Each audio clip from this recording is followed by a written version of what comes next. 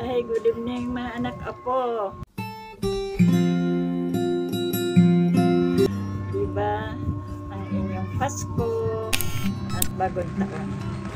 Kaya salamat sa ating Panginoon na dapat pagpalain talaga tayo sa mga panahon na ito. Na mawala na yung mga kahirapan ng buhay natin. At tayo ay mapayapa na sa 2024. Kaya ang kailangan lang natin mga anak apo, manalangin tayo sa ating Panginoon na ang mga kaguluhan na nangyayari sa 2023 na mawala na. Kailangan natin ng kapayapaan at magkakaisa ang lahat ng mga tao na hindi na tayo magkagulo upang ang ating pamumuhay ay gagana, masaganang buhay. Kaya pasalamat talaga tayo sa ating Panginoon. Kaya lahat ng mga kalusugan natin, tayo ay walang mga sakit, palain tayo ng ating Panginoon.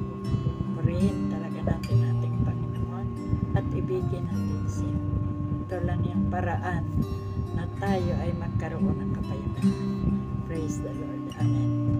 Kaya mga anak apo, yun, i-share ko sa inyo ang ating Panginoon at yung kasama niyang mga apostol na si Pedro, Santiago at Juan.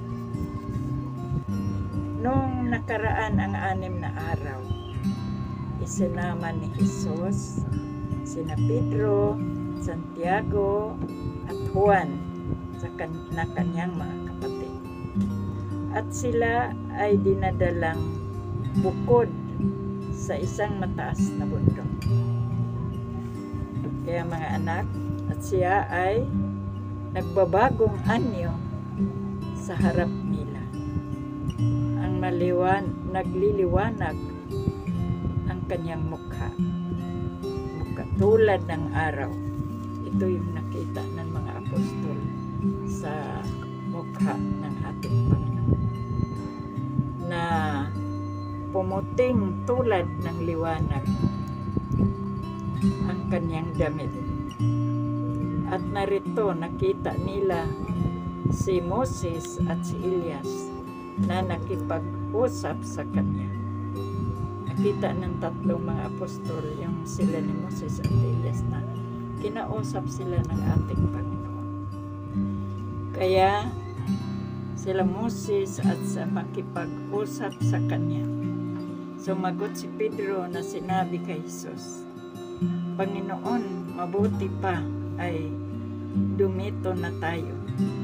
Kung ibig mo, gagawa ako rito ng 3 tabernakulo, isa sa iyo at isa kay Moses at isa kay Elias. Sabi ni Pedro. Tapos, nagsalita pa rin, narito isang maningning na habang nagsasalita si Pedro na nakita nila ang isang nagningning na ulap na lumilim sa kanila at narito ng tinig mula sa ulap. May narinig sila ng tinig mula sa ulap na nagsasabi, ito ang sinisinta kong anak na siya kung kinalulugdan, pakinggan ninyo siya. May nagsalita doon sa ulap na sinabi niya sa mga apostol na ang kanyang anak na kinalulugdan, pakinggan ninyo siya. Sabi yun ang narinig nila doon sa ulap na nagsasalita. At nang narinig ito ng mga disipulo, napasubsob sila sa lubhang takot. Nakatakot sila mga anak ako kasi ang lakas ng boses na narinig nila doon sa ulap. At lumapit si Jesus at tinapik sila sa nabi. Bumangon kayo at huwag kayong matakot, sabi ng Panginoon sa kanila. Kasi nangasubsob nga sila na nangatakot sila doon, kaya parang natatulog sila doon, kaya pinuntahan sila ng ating Panginoon, tinapik sila. Sinabihan sila na bumangon kayo at huwag kayong matakot. Kaya mga anak apo, at tumingala sila.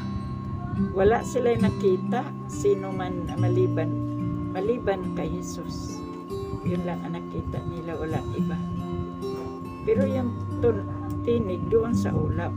Pero yung tumingala sila, ang nakita lang nila ang ating Panginoong Kristo lang, walang iba. Kaya at sa kanilang pagbaba mula sa bundok, inutusan sila ni Jesus na magsabi, huwag ninyong sabihin kanino man ang pangitain hanggang na ang anak ng tao ay ibangon mula sa mga patay. Sinabihan sila ng ating Panginoon. At tinanong siya ng mga disipulo na nagsabi, bakit kung ganon, nasasabi ng mga eskriba na kinakailangan pumarito muna si Elias? Sumagot naman ang ating Panginoon, tunay na darating si Elias at panumbalikin ang lahat ng bagay. Ito yung sabi ng Panginoon.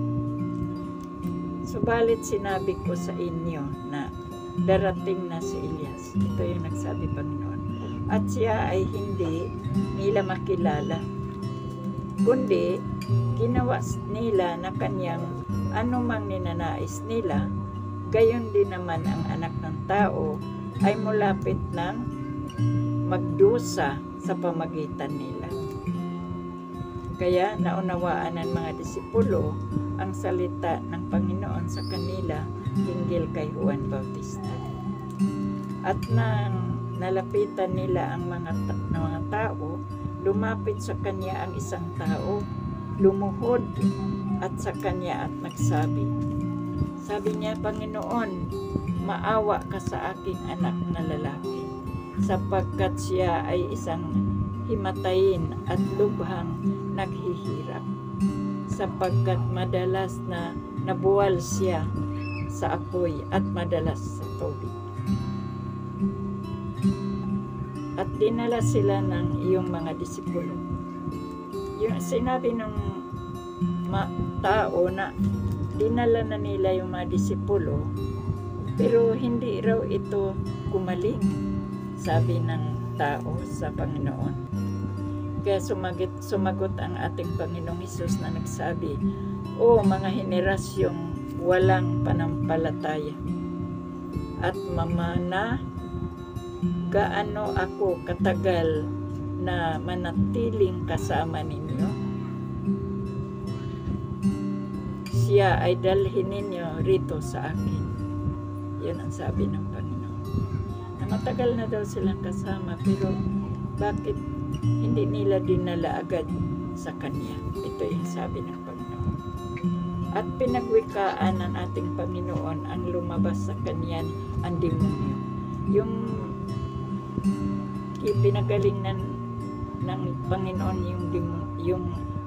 yung may sakit na bata, kaya yung nagsalita na yung Panginoon, lumabas yung demonyo sa may sakit at gumaling ang bata sa oras na yun. Kaya noon nga nagsilapit at bukod ang mga disipulo kay Jesus at nagsabi, bakit hindi namin ayaw na palayas? So nagtanong naman itong mga disipulo, bakit daw hindi nila napalayas? Siyempre sabi ng Panginoon, dahil sa kaliit ng kanilang panampalataya, kaya hindi nila napalayas yung demonyo. Kaya sinabi naman ng Panginoon, dahil sa kaliitan ng inyong panampalataya, katotohanan ang sinasabi ko sa inyo.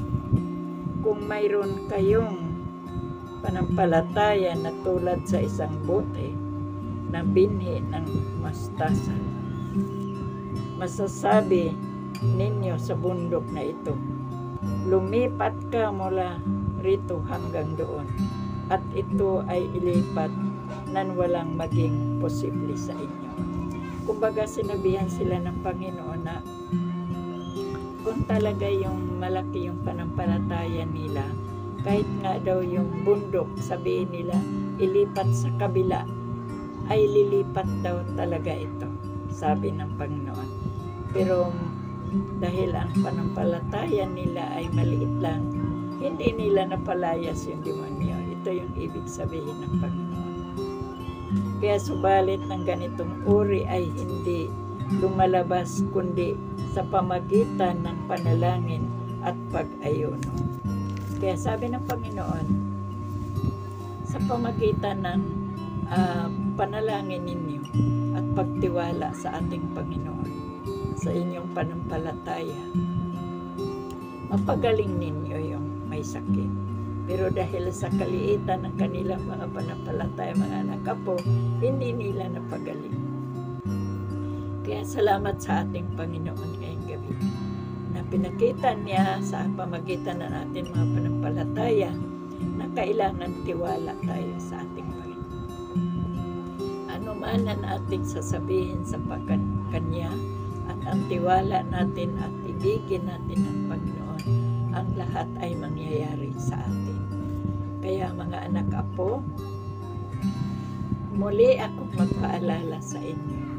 Kailangan talaga natin na lagi tayong lumapit sa ating Panginoon. Mudulog sa araw-araw. Kaya mga anak apo, salamat sa inyo lahat na tayo ay patuloy na nagkausap lagi at dumudulog din kayo sa ating Panginoon. Maging man ang ating apo, lagi siya dumudulog at nanalangin. Hello po everyone! Thank you po for always watching and supporting us. So, again po, advance Merry Christmas and a Happy New Year po. Stay safe and be healthy always. Goodbye! Hallelujah!